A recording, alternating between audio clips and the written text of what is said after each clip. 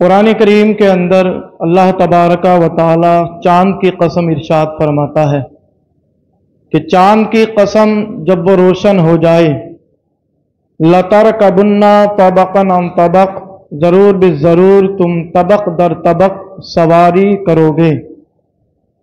फमा लहुम ला युमिनून, उन्हें हो क्या गया है कि वो ईमान नहीं लाते।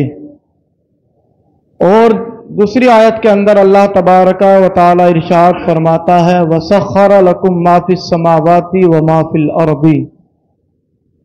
अल्लाह ने अपने बंदों के लिए जो कुछ आसमानों में है, जो कुछ ज़मीनों में है, सब मुसख्खर फरमा दिया है। अब अगर कुरान करीम की रोशनी में देखा जाए, जैसे कि हालिया अभी सारे लोग अच्छी तरह जानते हैं कि इंडिया का जो चंद्रयान 3 है वो चांद पर लैंड कर गया, और बड़ी खुशी की बात है, सब लोगों ने इस पर खुशी का भी इजहार किया।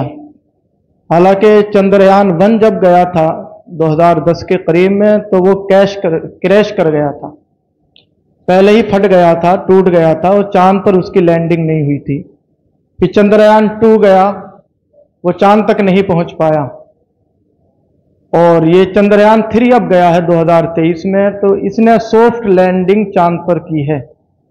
हालांकि इससे पहले 3 मुल्क ऐसे और हैं दुनिया के जिन्होंने चांद पर अपने स्पेस रॉकेट को लैंड कराया है सॉफ्ट।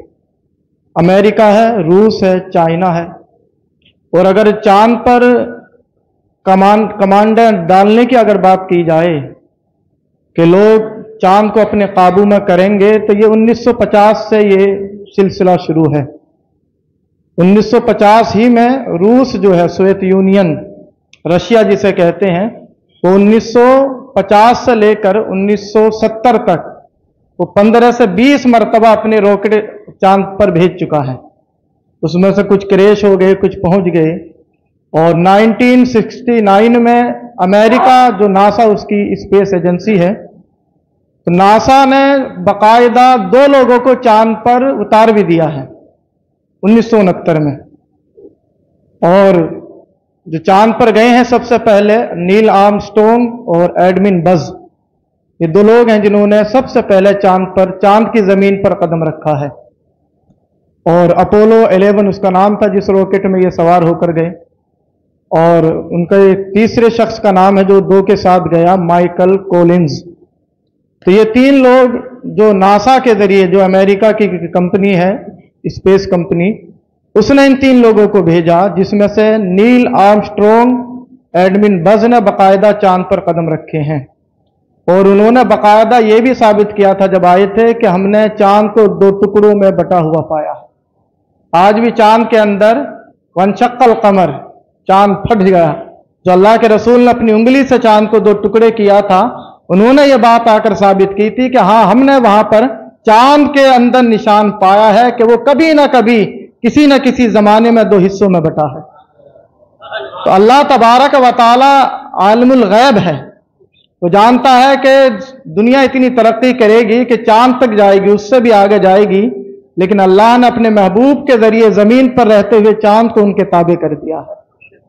हाँ, दुनिया कितनी भी तरक्की कर जाए, लेकिन जहां रसूलुल्लाह की हुक्मरानी है, वहां तक क्या है, साइंस कभी भी नहीं पहुंच सकता है। ये जाते हैं रॉकेट के जरिए चांद पर, लेकिन रसूलुल्लाह की शान ये है कि वो जमीन पर रहते हुए उंगली से इशारा करते हैं, चांद 2 टुकड़ों में बट जाता है।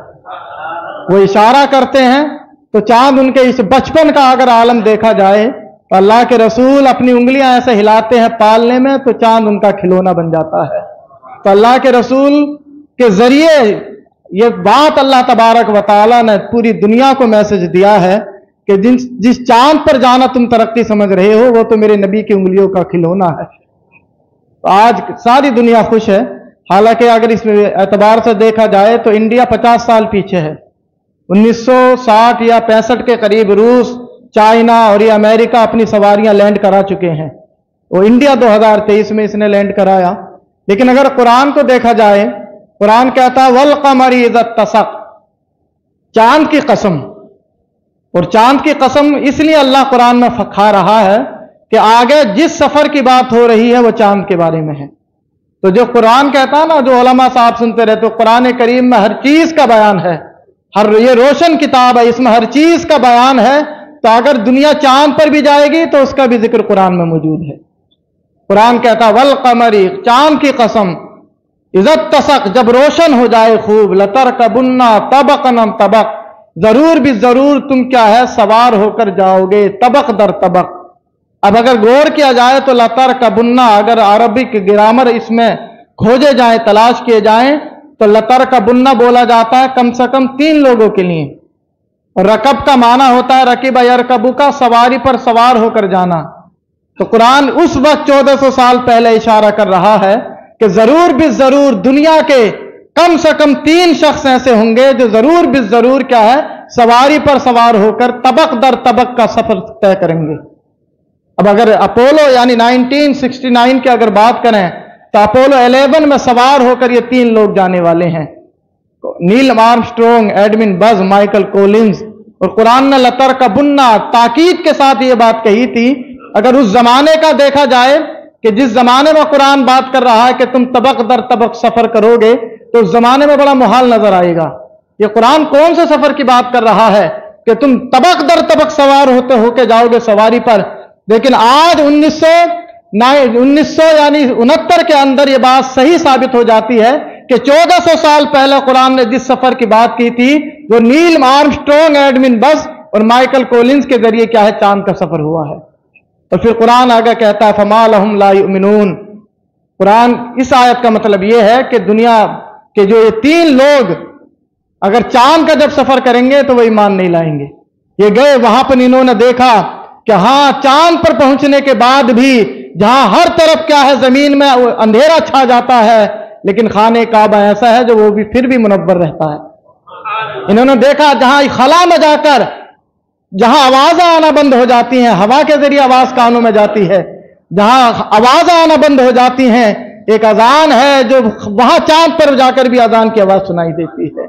लेकिन कुरान कहता है इतनी निशानियां देखने के बाद भी हमने इन्हें जमीन से उठाकर हम अगर इन्हें चांद पर भी ले जाएं फमा लहुम ला युमिनून, उन्हें हो क्या गया है कि फिर भी वो ईमान नहीं लाते। तो इतनी निशानियां ये लोग देख कर आए, और इतनी निशानियां देखने के बाद भी जब ये आए दुनिया के अंदर तो इन्होंने बताई सारी चीजें, लेकिन फिर भी ईमान नहीं लाए।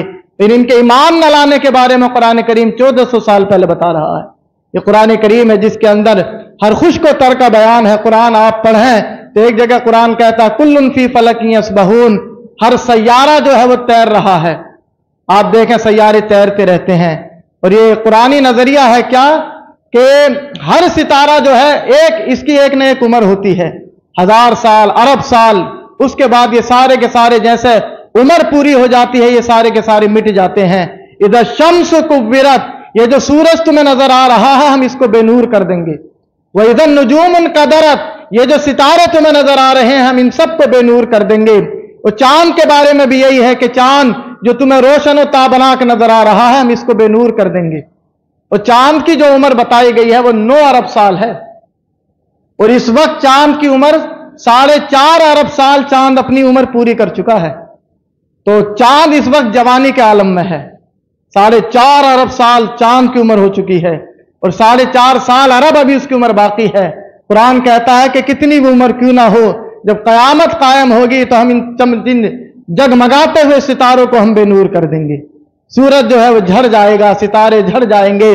ये जो तुम्हें पहाड़ नजर आ रहे हैं इन पहाड़ों को भी हम क्या है रेजा रेजा कर देंगे। ये जो चांद तुम्हें नजर आता है इस चांद को हम टुकड़ों में बांट कर रेजा रेजा कर देंगे।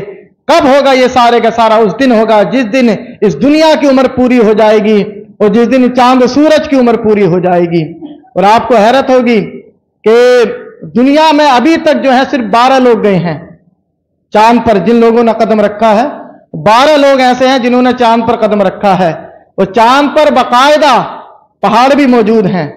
चांद पर बाकायदा क्या कहते हैं ऐसी ऐसी खाइयां मौजूद हैं जिसे वादी कहते हैं। कई कई मील तक क्या है ये मौजूद है वहां पर वादियां। और चांद की जो गोलाई है उसके बारे में यह है कि 4,500 किलोमीटर तक चांद की गोलाई है।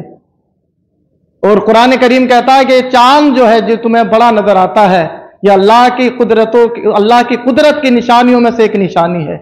इससे भी बड़ी बड़ी गैलेक्सियां कुरान तो कहता है लतरकबुन्ना तबक़न अन तबक़, कि चांद पर भी जाओगे, चांद से भी आगे जाओगे। तो आज जो है साइंस जहां जो है वो चांद पर जाने के बाद और आगे जाने की कोशिश कर रहे हैं, सूरज तक जाने की कोशिश कर रहे हैं, लेकिन सूरज तक जाएंगे तो वो बिल्कुल जलकर खाक हो जाएंगे।